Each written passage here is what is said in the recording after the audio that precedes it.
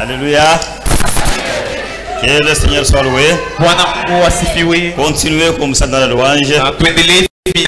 Dieu aime le louer comme ça. Votre façon de louer, vraiment, ça me fait du bien. Or, vous ne me louez pas moi. Mais celui que vous louez, comment il sent? Amen. Je vois toute l'église de vous. Ça, c'est vraiment spécial. Et Dieu vous bénisse pour cela. Ça ne sert à rien de demander que vous êtes dans la joie. Je vois déjà la joie qui rayonne. Et la Bible dit, réjouissez-vous toujours dans le Seigneur. Je le répète, réjouissez-vous. Amen. Amen. Que le nom du Seigneur soit loué. Il nous a ramené encore dans sa maison pour partager encore sa parole avec son peuple. Et le nom de Jésus soit loué à jamais. J'étais au téléphone avec le pasteur Timothée. M'a dit salut les saints de Kalemi au nom de Jésus-Christ. Frère Ferdinand Kabongo aussi depuis Kinshasa. Il vous a aussi salué au nom de Jésus. Sans plus tarder, nous pouvons lever le. Nous lisons dans Luc chapitre 21, à partir du verset 24. Luc 21, 24. Nous lisons le Seigneur Jésus. Ils tomberont sous le tranchant de l'épée. Ils là sont les peuples juifs, hein, parlant des juifs. Ils tomberont sous le tranchant de l'épée. Ils seront amenés captifs parmi toutes les nations. Et Jérusalem sera foulée aux pieds par les nations. Jusqu'à ce que le temps des nations soit accompli. Dieu bien-aimé, du fond du cœur, nous te disons merci. Pour ces moments que nous passons. Ce sont des moments rares dans la vie de l'homme sur la terre. Où nous nous trouvons en ta présence. Pour t'adorer, Seigneur, en vérité et en esprit, et pour écouter ta parole. Et ton nom soit loué à jamais. Dans ce temps de la confusion, dans ce temps de la famine, dans ce temps des ténèbres, tu nous envoies ta parole, cette sainte et précieuse parole, qui est cette grande lumière du soir, pour nous éclairer. Bénis cette parole dans notre cœur, qu'elle puisse produire le fruit, Seigneur. Que nous soyons des hommes et des femmes qui ont consacré toute leur vie à Seigneur. Seigneur, qu'il n'y ait pas un seul faible parmi nous. Fortifie les rétrogrades. Console les affligés, Seigneur. Ton peuple est là. Ils étaient en prière. Au nom de Jésus-Christ, accorde à chacun selon sa foi et selon ta grande miséricorde. Nous venons de lire une portion de la parole. Permets que le Saint-Esprit vienne donner à chacun de nous un entendement spirituel. Seigneur, que nous comprenions dans quel temps nous vivons. Merci Père. Nous te le demandons avec foi. Au nom de Jésus-Christ. Amen. Que le Seigneur vous bénisse. Depuis le mardi, nous parlons sur la seconde venue ou le retour de Jésus-Christ. C'est un sujet très capital. C'est là d'autant plus que c'est nous qui vivons à l'ombre du retour du Seigneur. Jésus ne nous a pas donné la date de sa venue. Mais il nous a donné des signes. Et quand vous verrez ces signes, sachez que mon retour est proche. Nous avons lu dans Matthieu 24 hier. Il sortait du temple et on l'a montré le bâtiment. Il dit non, vous en faites pas. Tout ce que vous voyez ici, il ne restera pas pierre sur pierre. Et le soir, les disciples sont venus lui poser la question. On l'a posé 3 questions. Dites-nous, ce que tu as dit le matin là, que le temple sera détruit, ne sera pas. Ça viendra quand? Quel sera le signe aussi de savoir que ta seconde venue est proche? Et le signe de la fin du monde. 3 questions. Et quand il a commencé à répondre, il a répondu à toutes ces 3 questions là. Au sujet du temple, il les a donné un signe Quand vous verrez ce signe-là, ça c'est que Jérusalem n'a pas de lendemain. C'est au verset 15 de Matthieu 24. Il dit, lorsque vous verrez la désolation de l'abomination dont a parlé le prophète Daniel, établi dans le lieu saint, celui qui lit cette écriture fasse attention. Et si vous lisez dans Luc chapitre 21 ici, on peut commencer à partir du verset 22. Il dit, car ce sont des jours de vengeance pour l'accomplissement de tout ce qui est écrit. Amen. Les Juifs ont commis une double faute. La première faute, c'est le régime du Messie. Il devait faire le frais. Il devrait payer les pots cassés. Pilate les a demandé, quel mal a-t-il fait? Même s'il n'a commis un forfait, te demandant de le crucifier. Que son sang ne retombe pas sur toi, sur nous. C'est ça le meilleur culpa d'Israël. That was a total mistake. C'était une grosse erreur qu'Israël a fait. Et la deuxième faute, Jésus les avait dit étant vivant, injuriez-moi pour le problème. Pour le démon, Jésus dit, je vous pardonne. Mais écoutez, moi je vais partir et le Saint-Esprit viendra. Un seul mot contre le Saint-Esprit ne sera pardonné, ni dans les siècles présents, ni dans les siècles à venir. Bien mes frères et sœurs, c'est pourquoi vous venez à cet endroit.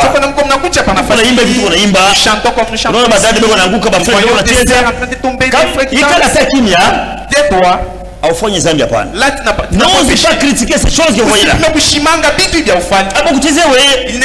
Il danse pour le roi des rois. Un seul mot. Il n'y a pas de pardon à Maria. Respectez ce que vous êtes dans l'église. Tu sais pas ce qui les pousse à faire ça. Ils ne sont pas des... Ce sont des hommes sérieux, des responsables de com. Parfois il y a des beaux fils ici, des gens ici. Mais vous les voyez perdus devant son Dieu. En train de chanter et tout. Gardez un certain respect. Israël a manqué ce respect-là. Quand le Saint-Esprit est venu, le jour de la Pentecôte, dans l'Acte des Apôtres chapitre 2, verset 13, ils ont vu comment vous dansiez, Ils parlaient en langue comme et ils ont dit, ce sont des ivrognes. Frère, c'est un blasphème. Et il devait payer les pots. Je suis dit, ce sont des jours de vengeance. Amen. Amen. Et un jour, on a vu seulement les généraux Titus venir. Titus n'a pas attaqué personne. Il est allé tout droit jusqu'au temple. C'était des païens. Dans le temple. Même votre pasteur ici ne pouvait pas entrer là-bas. Quand Israël servait ses dieux, ils étaient jaloux avec leur Dieu. Le temple avait 3 parties. Il y avait le parvis, il y avait le lieu saint et le saint des saints. Dans le parvis, seulement les enfants d'Israël. Même frère Branham, même frère Franck ne pouvait pas fouler ses pieds sur les parvis. C'est pas pour les enfants d'Israël. Ils louaient Jéhovah leur Dieu. Nous aussi on voulait les louer, mais nous étions éloignés. Arrivé dans le lieu saint, même tous les enfants d'Israël n'entraient pas là-bas. C'est seulement des prédicateurs, les fils d'Aaron, ils entraient pour faire service. Même les autres enfants d'Israël, ils avaient aussi désiré entrer, mais il y avait des restrictions. Arrivé dans le Saint des Saints, Même les prédicateurs n'entraient pas là-bas. Là, c'est Aaron seul. Et Aaron y allait sur l'invitation de Dieu. Une fois l'an. Aaron n'entrait pas dans le lieu très saint. Quand nous entrons dans nos bureaux aujourd'hui, j'ai oublié mon téléphone dans le Saint-Destin. Il n'était même pas content d'entrer là-bas. S'il y va avec un péché inconfessé, Dieu les frappait. Avant d'aller, il devait laisser les ordres, laisser le testament dans sa maison. Même péché, entrer là-bas, Dieu va les tuer. Voyez bien aimé? Non, non, à peine toi. Mais on voit ces jours-là, ces païens qui viennent. Ces païens qui viennent, ils foulent les parvis. Ils peuvent se laisser. Ils vont même dans le Saint-Destin. Quelle profanation! Et vous savez, c'était des militaires, vous savez le comportement. Les lieux, tiens, là, ils prennent le vin, ils mangent les chevaux, font même des ordres dans les... Et c'est fini, ils sont sortis. Tous ceux qui sont rappelés des paroles du Seigneur, tous ceux qui sont rappelés, ceux qui sont rappelés des paroles du Seigneur,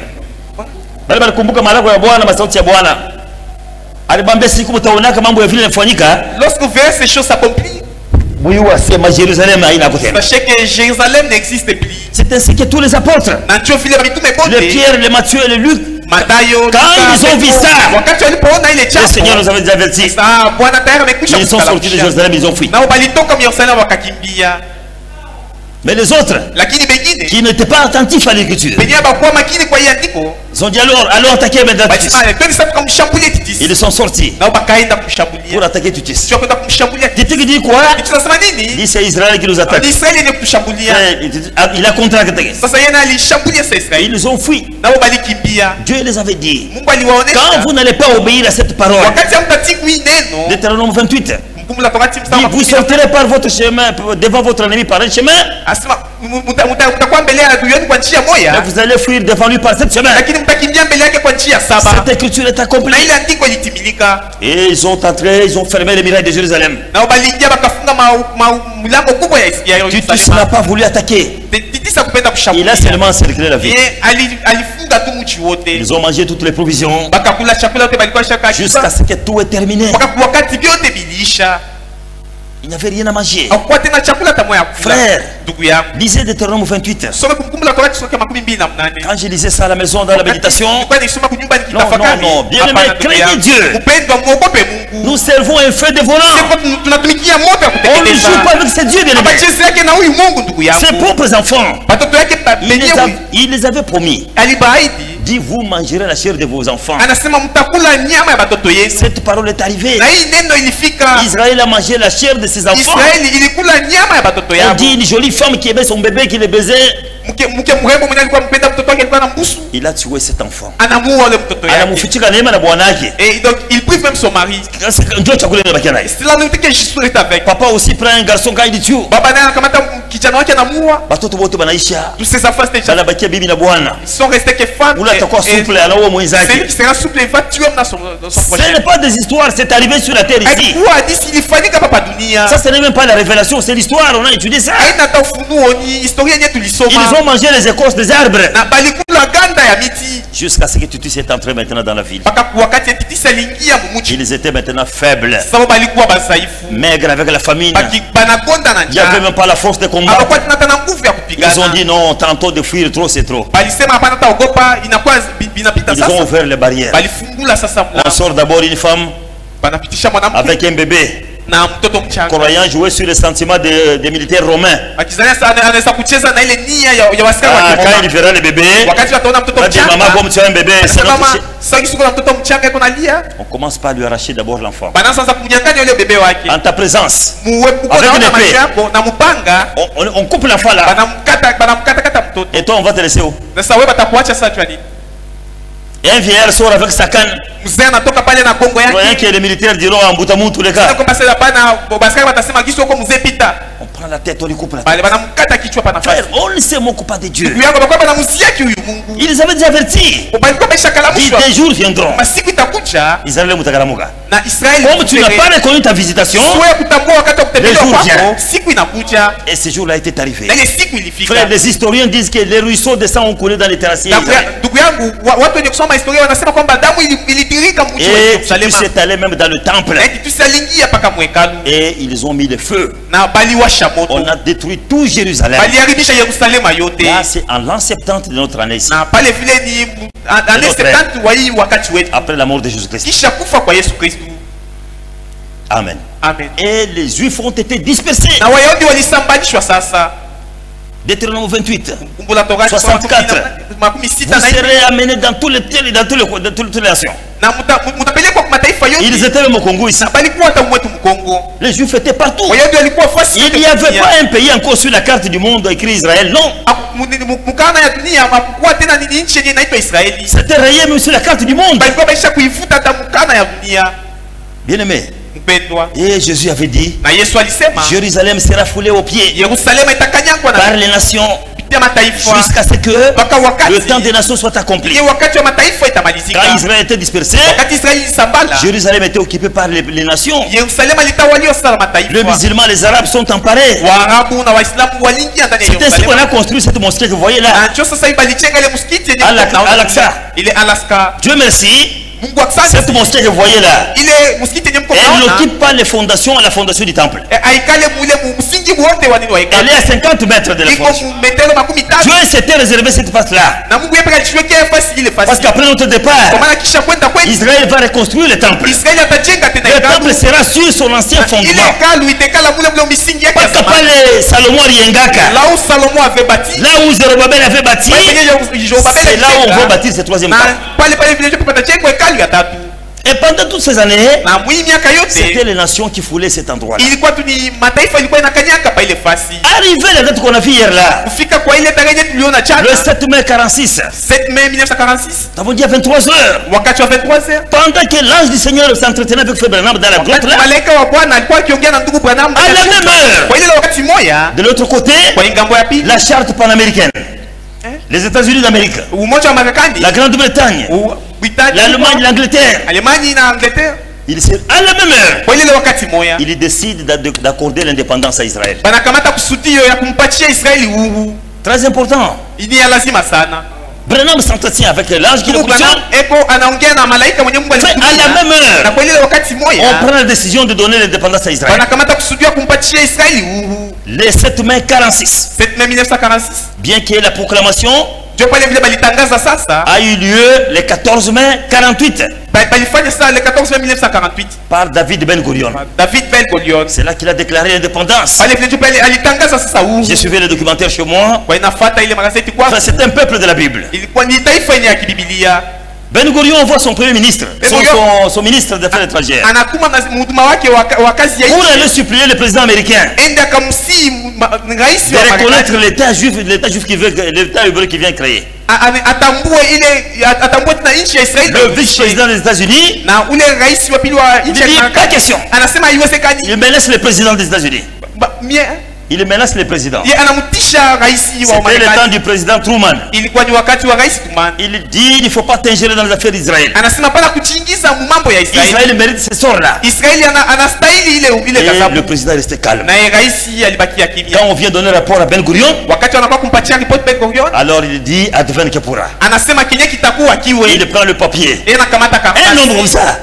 Il dit aujourd'hui, en dépit de notre droit historique et biblique, je déclare par la présente la création d'État d'Israël sur le sol d'Israël. Et le président Truman, c'est le premier chef d'État du monde à reconnaître l'existence d'État d'Israël. C'est pourquoi vous voyez Dieu bénir les États-Unis. Dieu avait dit à Abraham, quiconque te bénira sera béni. Très important, frère. Après 2000 ans, depuis 70, non? On voit en 48 ici, les Juifs rentraient sur leur sol. Jésus a dit dans le livre que nous avons lu dans Matthieu 21. Il dit, quand vous verrez Israël, quand vous verrez les figuiers et les autres arbres commencer à bourgeonner, les figuiers et les autres arbres. Luc 21, 29. Et il leur dit une comparaison. Voyez les figuiers et tous les autres arbres. Dès qu'ils ont poussé, vous connaissez de vous-même en regardant que le temps est proche. De même, quand vous verrez ces choses arriver, sachez que le royaume de Dieu est proche. Le figuier, c'est Israël, qui a bourgeonné depuis 48. Et aujourd'hui, nous avons encore en Palestine un pays appelé Israël. Ils ont un siège à l'ONU. Ils ont un drapeau, le plus vieux drapeau de la planète. Cette étoile à 6 pointes depuis le temps de David. Ce drapeau flotte ce soir en Palestine. Ils ont leur armée. Ils ont les Tsala, la puissante armée de l'air qu'on appelle Tsala. Et Israël fait partie des puissances nucléaires, au même niveau que la Russie, les États-Unis, la France. Dans combien de temps? Ça fait seulement 70 ans. C'est un peuple de l'histoire. Ce n'est pas Ben Gurion. La Bible avait déjà prophétisé. C'est lui qui a dispersé Israël. C'est le même qui va les rassembler. Et ils sont là. Personne ne peut oser les bouger. Vous avez vu la guerre de 6 jours. La guerre de 6 jours. 5 grandes puissances arabes viennent attaquer Israël en un jour. L'Égypte au nord, l'Égypte, la Jordanie, le Liban, la Syrie, l'Irak. Un petit pays qui vient de naître. Quand j'ai regardé la télé, Israël n'a pas seulement su à se défendre. Il a battu ces gens-là. C'était 40 millions de juifs, d'arabes. Contre 500 000 juifs seulement. Frère, Israël a battu ces 40 millions. Il s'est défendu. Il a même arraché les terres aux Arabes. À l'Égypte, il a arraché le mont Sinaï. Il va à la Jordanie. Il a arraché la vieille ville de Jérusalem. Il va à la Syrie. Il a arraché la hauteur de Golan.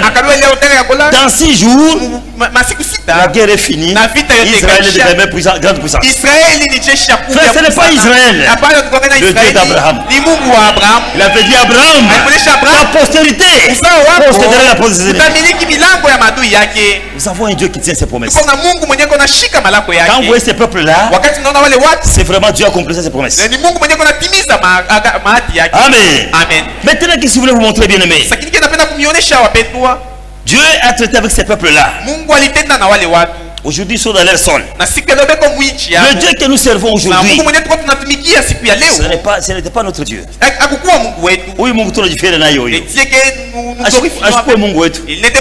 Nos pères ne les connaissaient pas.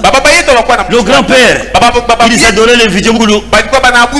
Ils adoraient les Lungambiji, les Bundu Diabundu, les Thomas, les Hindu Sankara. J'étais en Inde. Frère, c'est un pays qui... Ici en Afrique, nous parlons de l'idolâtrie. Mais c'est comme un secret, les gens s'affirment. Mais allez en Inde, les idoles sont dans chaque coin de la rue. Ils ont 1000 dieux, ces gens-là.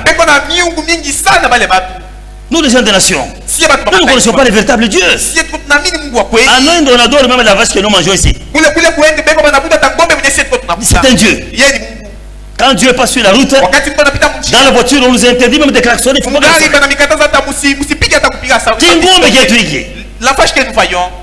c'est ça, nous, les nations.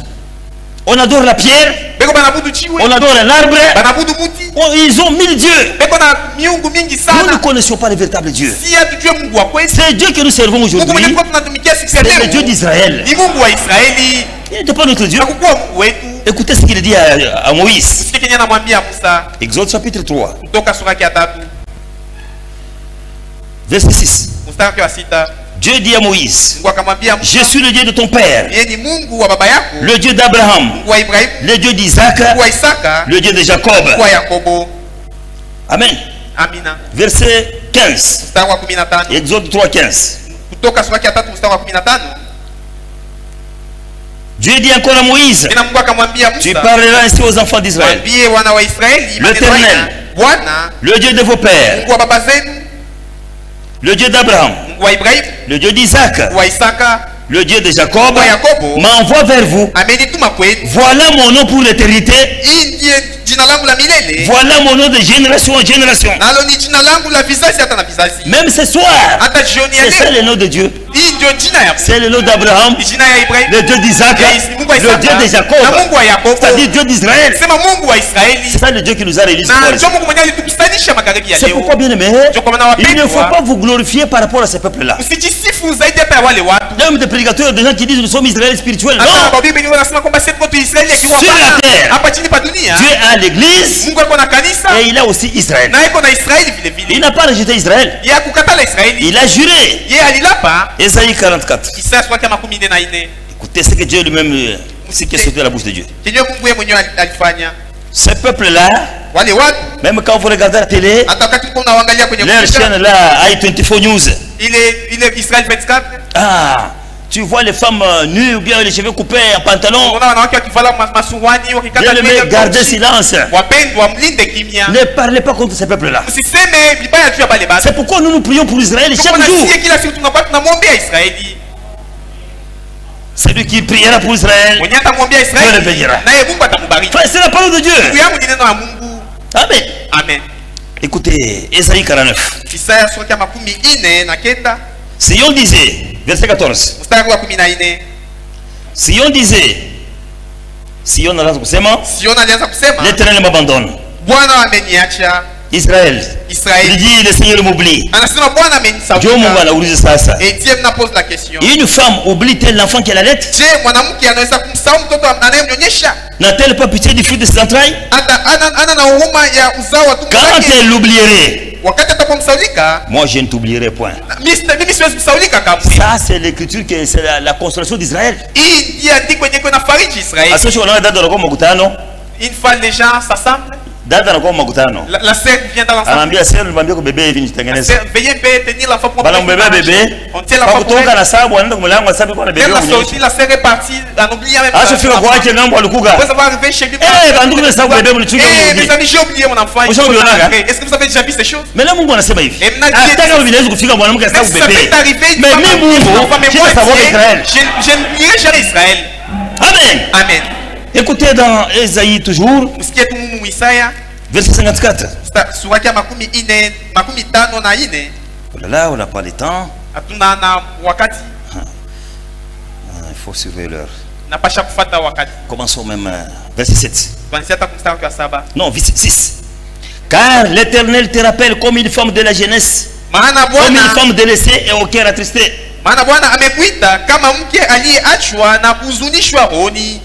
Comme une épouse de la jeunesse qui a été répudiée, dit ton Dieu. La femme que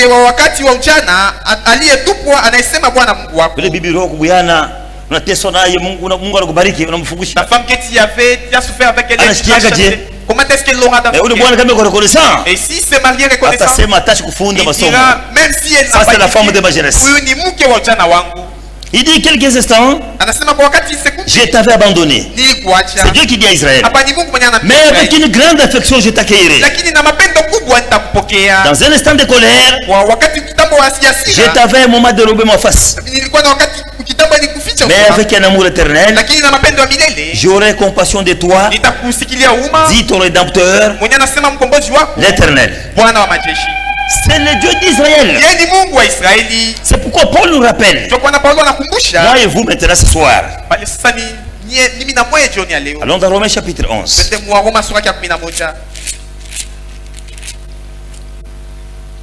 Verset 11 d'abord. J'ai dit. Et c'est pour tomber qu'ils ont broché. Loin de là. Mais par leur chute, Israël, le salut est devenu accessible aux païens.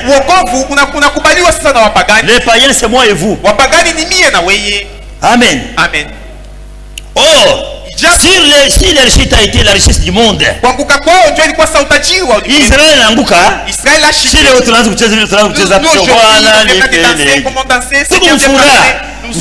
Israël Anguka. Parce qu'Israël a chuté. Et c'est l'apôtre qui dit. Nous maintenant nous sommes agréés. Lorsqu'ils vont se révéler. Donc c'est la vie qui se passera dans la mort. J'ai manqué de mots pour exprimer ça. Est-ce que l'église comprend quelque chose? Maintenant au verset 25. Je ne veux pas faire que vous ignorez ce mystère, afin que vous ne vous regardiez point comme sage. Vous ne vantez pas devant Israël, mes frères. C'est qu'une partie d'Israël est tombée dans l'endurcissement jusqu'à ce que la totalité des païens soit entrée. Ainsi, tout Israël sera sauvé. Selon qu'il est écrit, le libérateur viendra de Sion. Il détournera de Jacob ses impiétés. Amen. Amen. C'est un mystère. Dieu les a aveuglés. Pour que premièrement que nous soyons sauvés. Il les a mis dans. Dieu ne les a pas chassés pour toujours. Non. Rentrons encore dans Romains chapitre 9. Verset 2. L'apôtre dit: j'éprouve une grande tristesse. Et j'ai dans le cœur un chagrin continué. Car je voudrais moi-même être anathème et séparé de Christ. Je vais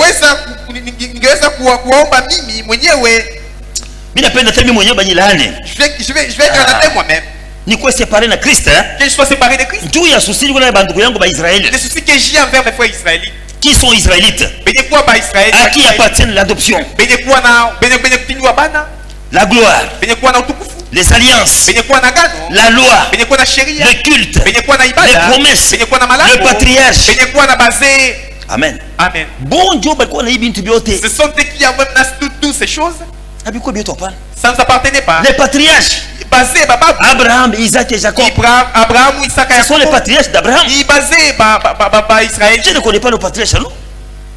La loi, Dieu a donné à Moïse. Moïse n'était pas un Katangé.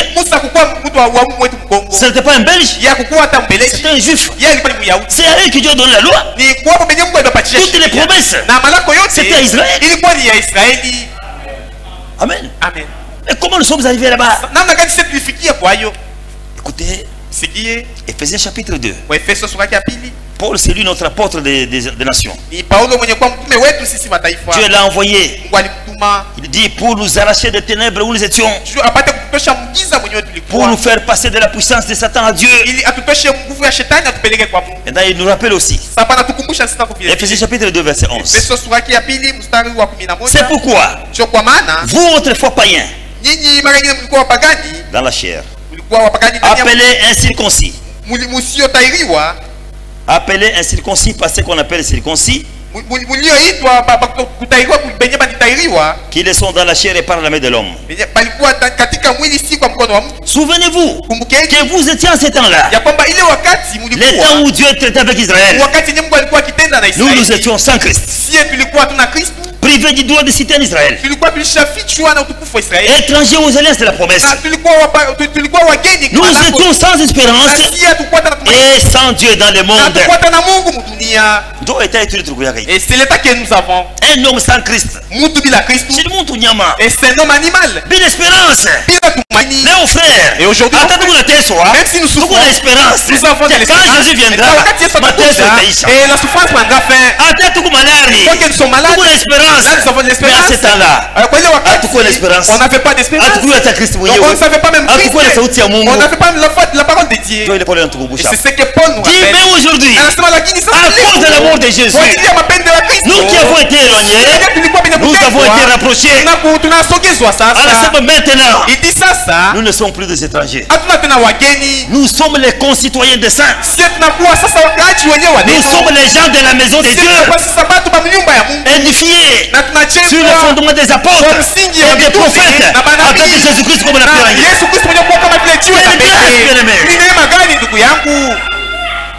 Amen. Amen. Le rôle qu'Israël a fait, c'est le rejet du Messie.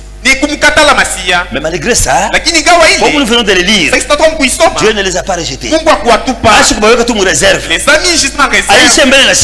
Lorsqu'il finira avec nous, il va revenir à s'affiancer de sa jeunesse. Amen. Amen. Pour maintenant, Dieu a sur la terre Israël. Ils sont déjà en Palestine, ils attendent là-bas. Et de l'autre côté, ils traitent avec nous ici. Il ne peut pas traiter avec les deux à la fois. Non, ça fait jalousie ou bambanda. Il va créer la jalousie. Il termine d'abord avec nous. À tout futur, vous parlez, moi, il va nous chasser là. Et maintenant, il va revenir à sa fiancée, à sa femme. C'est ça le mystère que Paul parle ici. Maintenant, pour Israël, le temps donné à Israël est connu. La Bible le dit. Mais pour moi et vous, le temps n'est pas connu.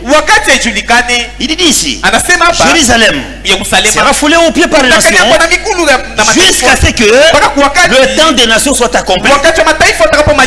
Qu'est-ce qu'on appelle le temps des nations? C'est un temps court que Dieu nous a donné pour faire une œuvre rapide, terminer avec nous, qu'il rentre à sa femme Israël. C'est ce temps-là que nous voulons voir ce soir. Voilà comment c'est réparti ce temps-là. On n'a pas le tableau. Le tableau est là. Oh, le tableau est là, hein? Ouais. Ça va. Ok, merci. Ah, il fallait qu'on écrive quelque chose. Regardez bien aimé. Depuis Adam jusqu'à Abraham, il s'est passé une période de 2000 ans. Nous sommes d'accord?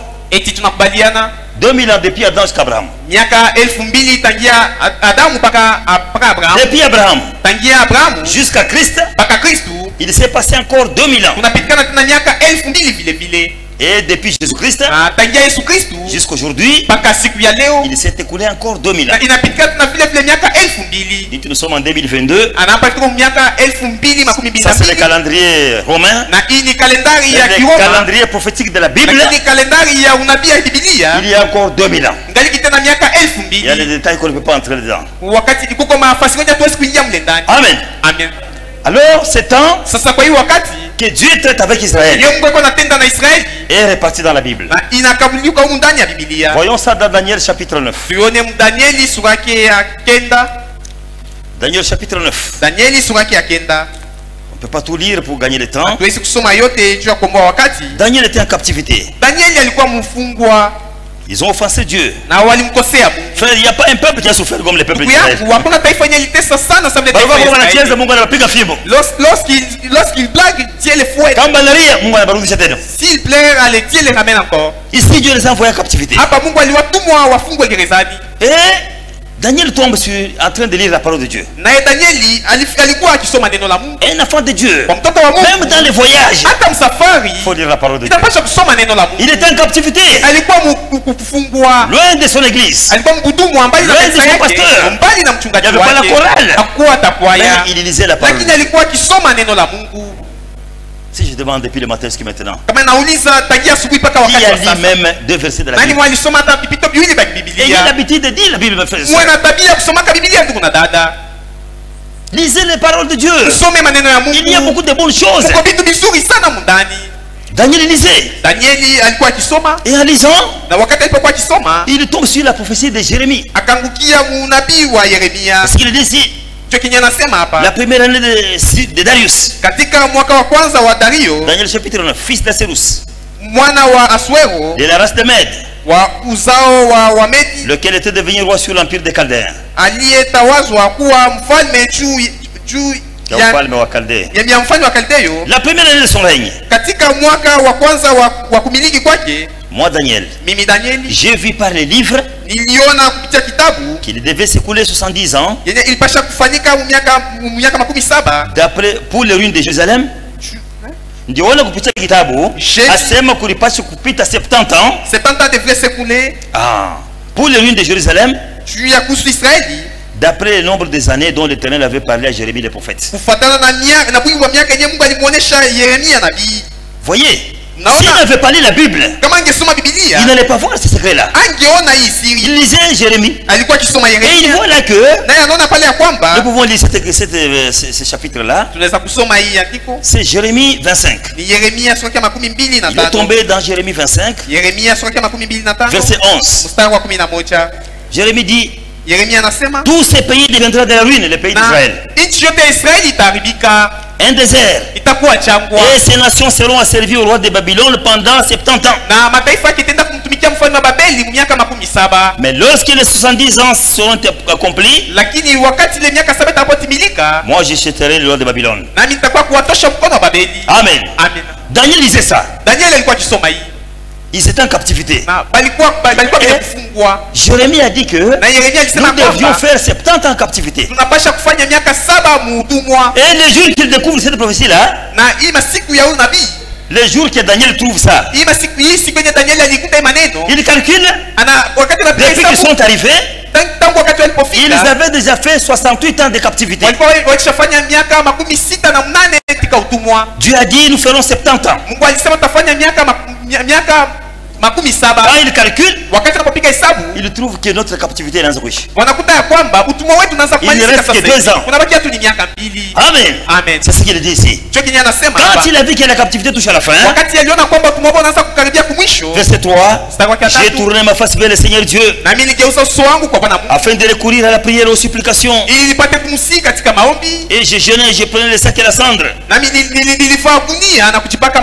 Nous aussi, Église, quand nous comprenons que notre temps est déjà à la fin, Israël est déjà en Palestine,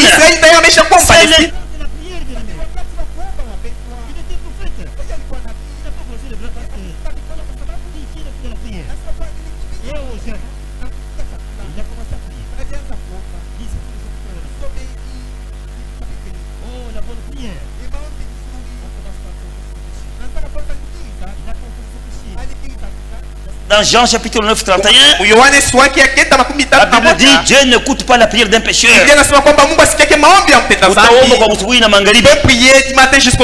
Zéro.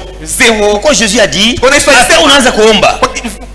si tu te rappelles que ta soeur ou ton frère a quelque chose contre toi, pas que toi tu as quelque chose contre lui, dis: laisse d'abord la prière, va arranger, rentre maintenant. Tu verras si Dieu n'exauce pas la prière. Ne priez pas avec les pécheurs inconfessés. Dieu n'écoute pas les prières d'un pécheur. C'est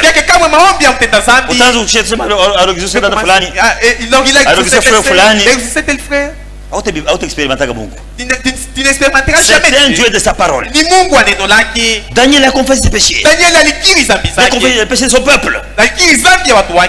Et il a commencé à vanter Dieu.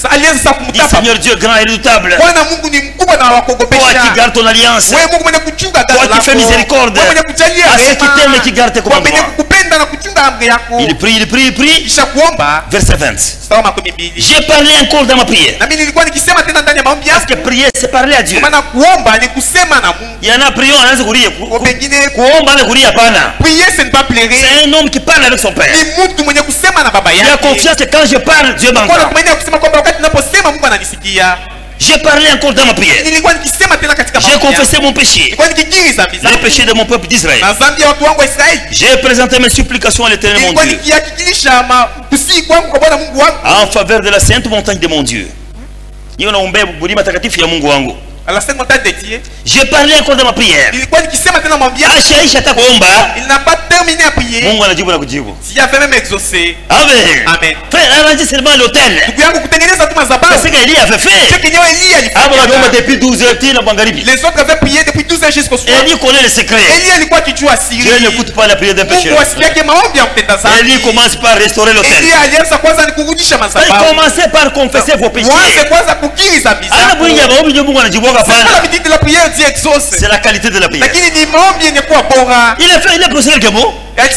Dis Seigneur, que ces gens sachent que je suis ton serviteur. Que c'est toi qui es Dieu en Israël. Que j'ai fait toutes les choses selon ta parole. Seigneur, pour moi. Et le feu est descendu. C'est pas l'habitude de prier. Daniel dit, j'ai parlé n'a pas même terminé à prier. Quand l'homme Gabriel, que j'avais vu précédemment dans une vision, vient vers moi d'un vol rapide au moment de l'offrande du soir. Il m'instruisit. Il s'entretient avec moi. Il me dit, Daniel, je suis maintenant venu pour ouvrir ton intelligence. Amen. Frère, pour comprendre les choses de Dieu, il faut que Dieu vous ouvre l'intelligence. Ça peut entrer de l'autre côté, sortir de l'autre côté. Dans Luc 24, 45-47, la Bible dit, même les disciples ne comprenaient pas. C'est pourquoi montre-nous le Père. Thomas, si je ne touche pas, il ne comprenait pas. À la fin, la Bible dit, Jésus leur ouvrit l'intelligence pour qu'ils comprissent les Écritures. Amen. Amen. Il dit, je viens pour ouvrir ton intelligence. Lorsque tu as commencé à prier, et s'il ne priait pas, est-ce que la prière fait des expériences? Nous avons un Dieu qui écoute les prières. Un chrétien sans vie de prière, ça n'existe pas. Frère Franck dit, le souffle même de notre vie est maintenu par une prière inspirée par le Saint-Esprit. Une prière là, tu pries en face à ayant confiance en ça que Dieu exauce ma prière. Il faut que celui qui s'approche de Dieu croie d'abord dans son cœur.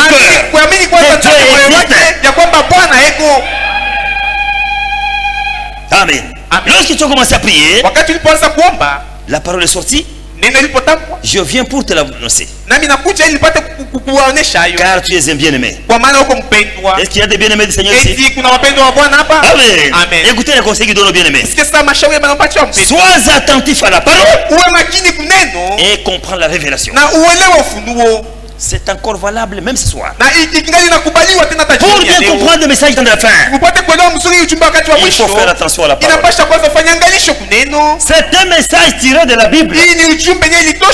Frère Branham n'a prêché aucun sermon qui soit en dehors des Écritures. C'est pourquoi nous pouvons prêcher ce message, quel que soit le sujet qu'on prend. Nous le prêchons partie de la Bible. Amen. Amen. Sois attentif à la parole. Tu comprends la révélation. Très important. Maintenant écoute. 70 semaines ont été fixées sur ta ville et sur ton peuple.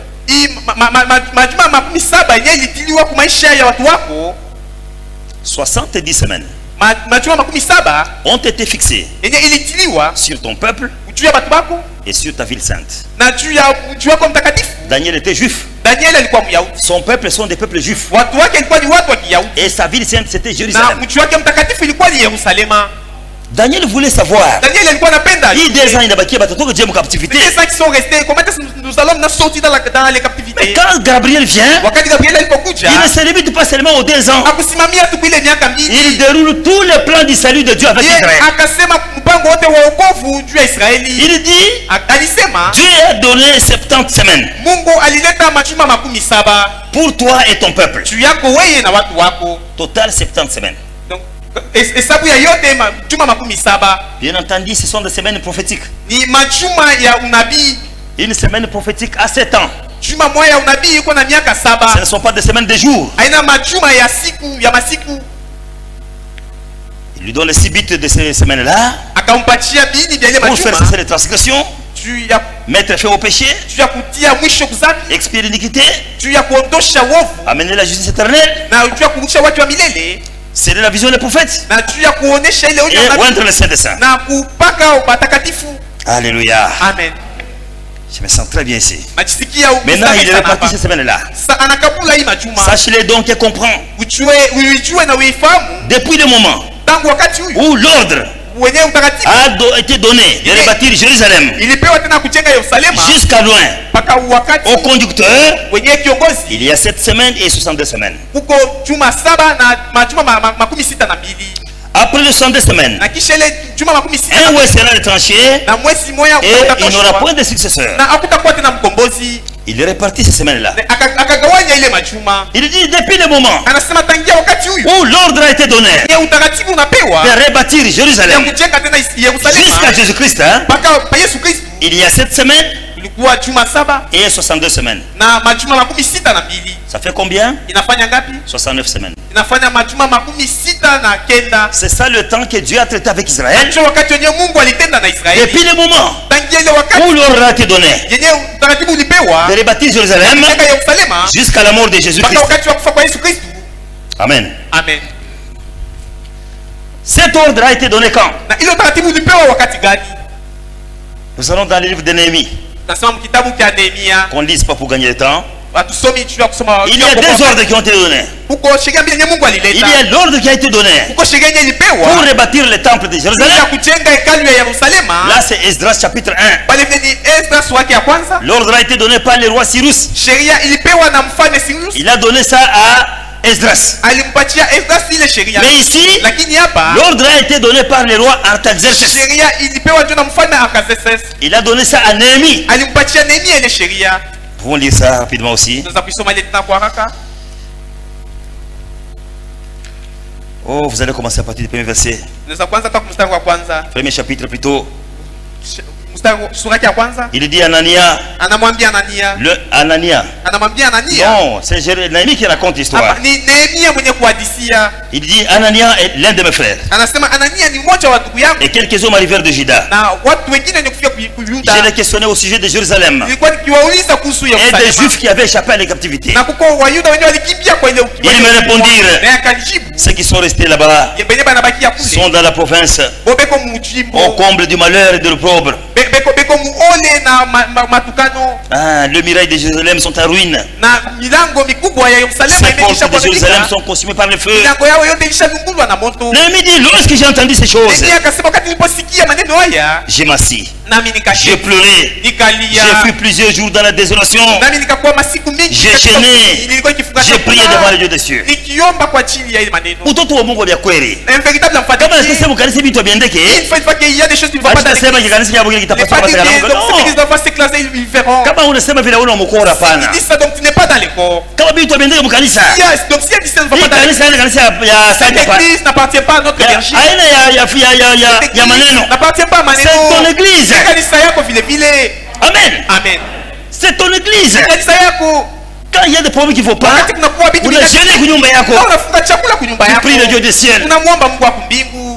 Il dit, prenez biscuit, c'est Jérusalem, mais qu'on a tes soins. Lui était bien. Il était chez les rois. Il dit, j'ai fait beaucoup de jours sans manger. Je pleurais. Ça pleure. Mungu atoshe haya. Et pour que Dieu puisse sauter cet pauvre. Verset 2. Au mois de Nissan. Au mois de Nissan, c'est le mois de mars. La 20e année du roi Artaxerxès. Alors il explique là. Il a prié toute la nuit. Au chapitre 1 et Néhémie. Dis Seigneur, fais-moi trouver grâce devant ces païens. Un roi païen.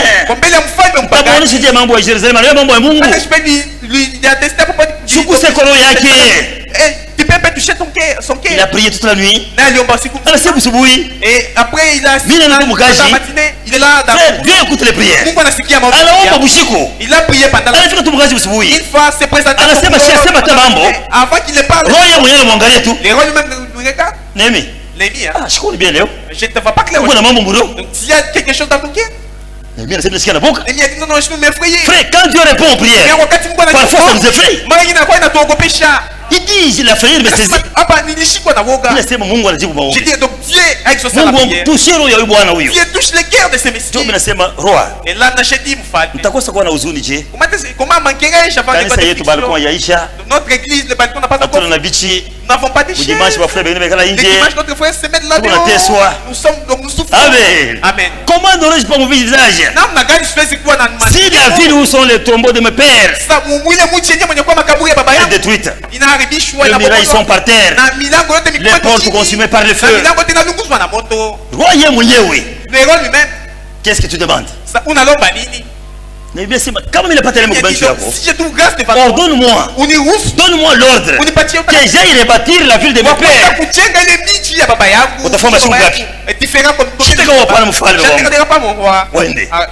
Amen. Il a donné l'ordre. C'était le 14 mars. En 445 avant Jésus-Christ. C'est ça le moment que l'ordre a été donné. Le 14 mars 445 avant Jésus-Christ. C'est ce que Gabriel explique à Daniel ici. Il dit depuis ce moment-là que Artaxerxès a donné l'ordre à Néhémie d'aller rebâtir Jérusalem.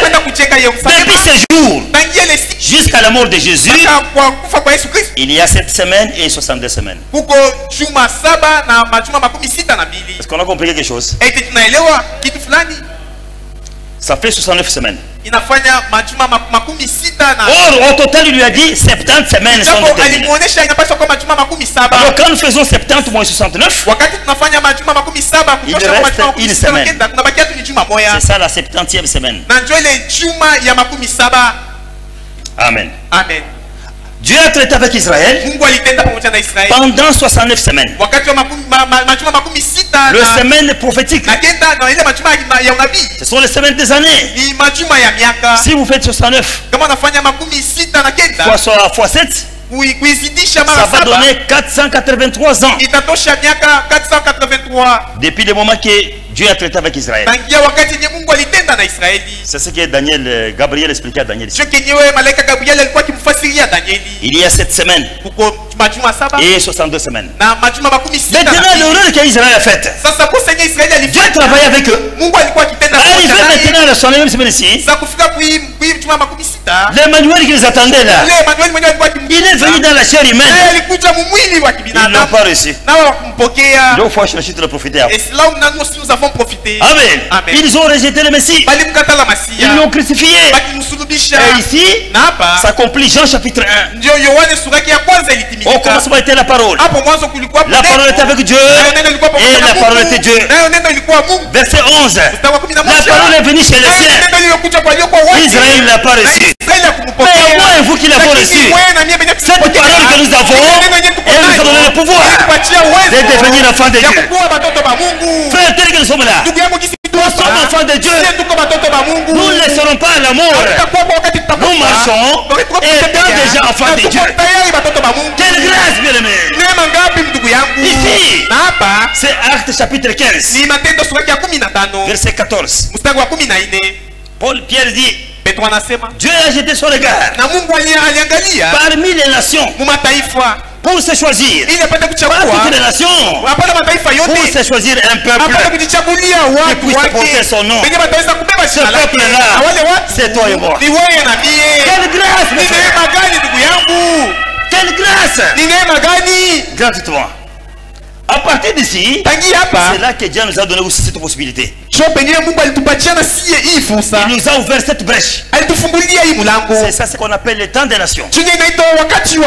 Jérusalem sera foulé aux pieds par les nations jusqu'à ce que le temps des nations soit accompli. C'est ça le temps des nations. Ce temps commence avec Golgotha et se termine avec l'enlèvement et le retour de Christ. Et ce temps a été divisé dans 7 âges. Éphèse, Smyrne, Pergame, Thyatire, Sardes, Philadelphie, Laodicée. Ici, bien aimé, c'est ce qu'on appelle le jour du salut. C'est ça qu'on appelle les temps favorables. Corinthiens chapitre 6. Verset 1 2. On le dit. Comme nous travaillons avec Dieu, nous vous exhortons, frères, et nous vous supplions à ne pas recevoir cette grâce. Car Dieu lui-même a dit, au temps favorable, je t'exaucerai, et au jour du salut, je te secouerai. Voilà le temps favorable. Voilà le jour du salut. C'est ça notre jour que Dieu nous a donné. Amen. C'est ça ce qu'on appelle aujourd'hui. C'est ça ce qu'on appelle les derniers temps. Amen. Hébreux chapitre 1. Après avoir autrefois, c'est avant le calvaire. C'est ce qu'on appelle autrefois. C'est ce qu'on appelle les temps anciens. Mais maintenant, dans ces derniers jours, Dieu nous a parlé par le Fils. C'est ça les derniers jours. Amen.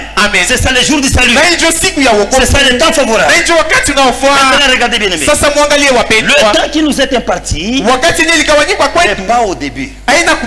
Nous sommes déjà dans l'âge de la Odyssée. Et cet âge a commencé en 1909. 1906. C'est là que notre âge a commencé. Nous ne sommes pas au début de cet âge.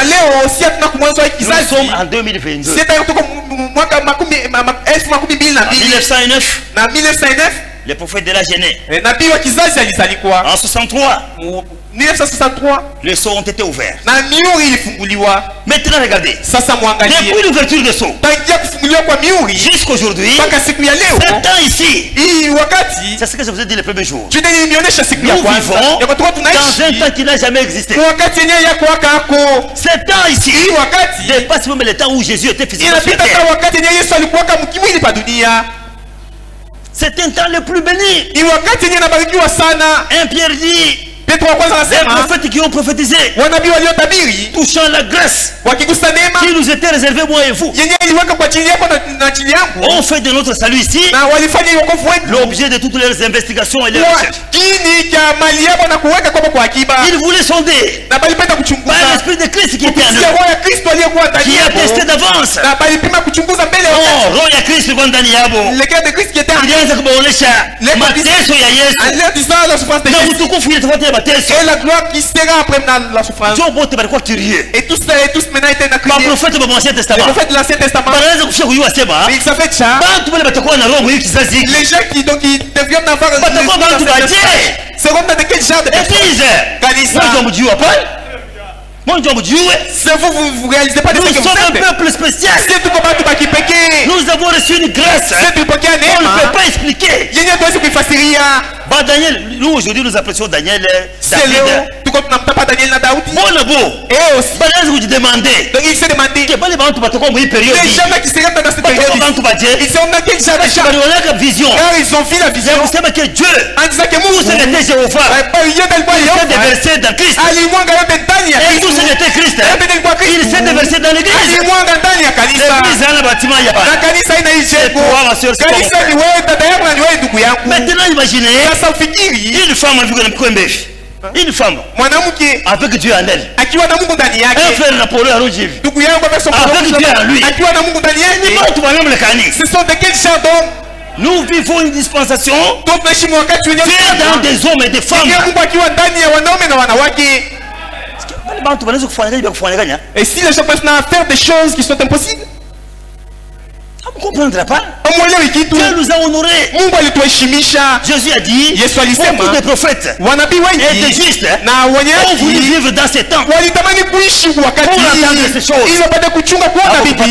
Lakini ils n'ont pas eu l'occasion. Ici, Zacharie 14 c'était accompli. Vers le soir, la lumière paraîtra. Frère, c'est ça le message que nous prêchons. Amen. Ça, c'est Psaume 118. Verset 24. La Bible dit, c'est ici la journée que l'Éternel a faite. Qu'elle soit pour nous un sujet de joie et d'allégresse. Ce n'est pas une journée de 24 heures. C'est une période de temps. Comprise depuis l'ouverture l'ouverture de son. Amen. Amen. Ici, Ephésiens chapitre 1. Ça nous pouvons lire. Un verset formidable. Ephésiens chapitre 1. Ça, je me sens très religieux maintenant. Gloire au Seigneur. Ephésiens chapitre 1. Verset 3. La Bible dit, loué soit Dieu, le Père de notre Seigneur Jésus, qui nous a bénis dans toutes les bénédictions spirituelles en Jésus-Christ. Bien-aimés, dès que nous sommes assis là, nous sommes déjà bénis. Quand on nous regarde, bénis pas ce soir, bénis depuis avant l'éternité. En Jésus-Christ. Et quand notre Dieu bénit, il bénit pour l'éternité. Béni, loué soit Dieu, le Père de Jésus-Christ, chaque bénédiction que Dieu avait au ciel, il l'a lâché dans cet âge. Pas les bénédictions matérielles, il nous a bénis de toutes les bénédictions spirituelles. Frère, montrez-moi un seul verset. Un seul verset qui nous est compliqué aujourd'hui. Dieu nous a révélé sa parole. Genèse, Apocalypse. Si vous continuez, l'apôtre dit, il nous a fait connaître les mystères de sa volonté. Allez voir des prédicateurs en prédicateurs. Allez des confessions religieuses en confessions religieuses. Demandez à qui est-ce que Dieu a révélé ça à sa volonté.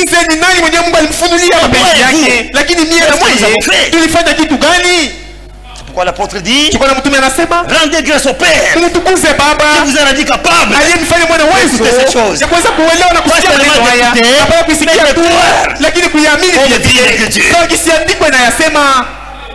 Rendez grâce à Dieu. Et Hébreux chapitre 12, verset 27, il dit, recevant un royaume comme celui-ci, cette parole bien aimée, c'est tout le royaume de Dieu déversé dans nos cœurs. Tenez cette parole dans votre cœur. Gardez ce message honorable. Vivez la vie de la parole. Il dit, c'est pourquoi, Hébreux chapitre 12, verset 28, recevant un royaume inébranlable comme celui-ci, montrons notre reconnaissance en Dieu en rendant un culte qu'il soit agréable à Dieu avec piété et crainte. Il continue, car notre Dieu est aussi un feu dévorant. Est-ce que l'église comprend? Nous avons un royaume. Frère, c'est ce qui scandalise le monde. Dieu a déversé tout ce royaume par nous. Quand vous dites aux gens que c'est ça la volonté de l'académie, il n'est pas plafonné, qu'il n'est pas carrelé. Moi que c'est fatigant, qui est très... Dieu a choisi les choses viles du monde. Regardez parmi nous qui avons cru ces choses. Combien d'ingénieurs, combien de doctorats? Dieu a choisi seulement les illettrés, les petits commerçants, les gens de rien du tout, pour nous donner tous les royaumes. Il faut jouer avec ça. Rendez grâce à Dieu qui vous a rendu capable d'être compté parmi son épouse. Et vivons la vie de la sainteté. Le temps des nations est terminé, bien aimé. Les gens sont déjà sur leur territoire. Ici, là, le Seigneur vient pour prendre son épouse. Il va te trouver prêt, parce qu'avec tout ce que tu as déjà écouté, si tu restes dans l'enlèvement, les gens cherchent la mort. La mort fuira loin d'eux. Qu'il ne vous arrive pas ce qui est arrivé à Esaü. Il a eu le droit de naître. Il a négligé la chose à cause d'un plat. Ne vendez pas votre droit de naissance. Kindumba. À cause de l'adultère. Ma soeur, à cause de $100, tu veux kwa ajili ya dola elfu moja wana $1,000 c'est quoi? $10,000 ni nini? Par rapport à ça, kuliko hii neno. Ça c'est toutes les bénédictions. Lakini hizi ni baraka yote. Et vous savez ce qu'on appelle toutes les bénédictions. Na mnajua je inaitwa baraka yote? Regardez les autres âges là. Mwangalie ile vizazi vingine. Éphèse, Smyrne. Efeso, Smyrna. Il n'y a même pas deuxième Éphésien. Hakuna hata wa Efeso wa pili. Une seule épître. Kuko tu ni andiko moja. Romains c'est un seul. Wa Roma ni moja tu. Il n'y a que Corinthe qui a reçu deux. Kuko tu wa Korintho walipokea pili. Thessalonique tout ça. Wa Thessalonika na Mais vingine. arrivé dans cet âge, Lakini fia mwa kizazi. nous avons tout l'Ancien Testament. Ndugu yangu sisi tuko na gano yote. Pia tuko na manabii wote. Na masaburi. Nous avons les 4 évangiles. Sisi tuko na ile injili ine. Nous avons les actes des apôtres. Sisi tuko na matendo ya Nous avons toutes les épîtres. Sisi tuko na mabarua yote mawaraka yote kwa yetu. Et nous avons l'Apocalypse révélé. Nasi tuko na ufunuo yenye kufunguliwa. La bénédiction. Ni baraka yote. Et vous allez troquer ça. Na mwa mnakamata hii. Vous allez troquer ça contre kukimbia beaucoup de faire $500. Vous voulez changer ça à tokaina avec ça. Pamoja na hii. C'est fait très spécial homme. Tunapaswa kwa mtu wa kipekee.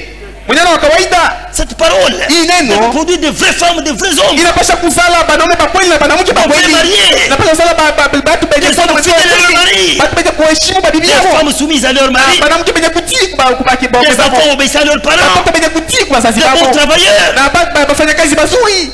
Qu'est-ce que cette parole a fait dans ta vie? Sasa hii neno inafanya nini maisha yako? Il a vendu la chose. Et ça walizisha. La Bible dit, Biblia inasema, vous savez que plus tard, mnajua kwamba kisha wala na kuona importance ya kwenda lorsqu'il a vu l'importance d'aller à l'enlèvement, il dit il a sollicité avec larmes. Alitafuta na machozi. Mais son repentir ne peut avoir aucun effet. Lakini ile toba yake ni alitubu, haikuwa tena hata matokeo. Amen. Amen.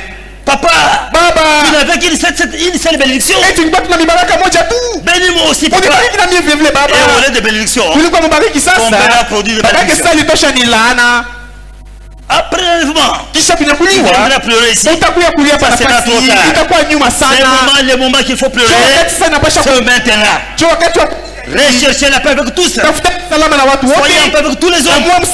Et la sanctification. Sans laquelle personne ne le verra quand pour ce soir. Maintenant debout pour la prière. Yesu mwenye pendo kubwa, Bwana usini endani ya maombi yako, kweli unibariki Yesu, Yesu, Yesu Bwana unisaidie, Bwana wangu ukiwabariki Baba usinipite, ninakiri dhambi zangu kweli mbele yako, Bwana roho yangu imevunjwa, Yesu uponyeshe sasa, Yesu, Yesu, Yesu Bwana unisaidie, Bwana wangu ukiwabariki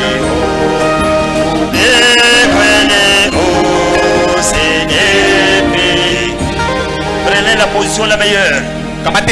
C'est ça le moment qu'il faut pleurer. C'est ça le moment qu'il faut vider son cœur devant le Seigneur. Que chacun s'examine lui-même. S'il vient après cette réunion, est-ce que tu es prêt? Être prêt, c'est être baptisé du Saint-Esprit. Le baptême du Saint-Esprit, c'est la promesse du Père. Il dit si méchant comme vous êtes, vous savez donner de bonnes choses à vos enfants. À combien plus forte raison votre Père Céleste donnera le Saint-Esprit à ceux qui lui le demandent. Prions le Seigneur.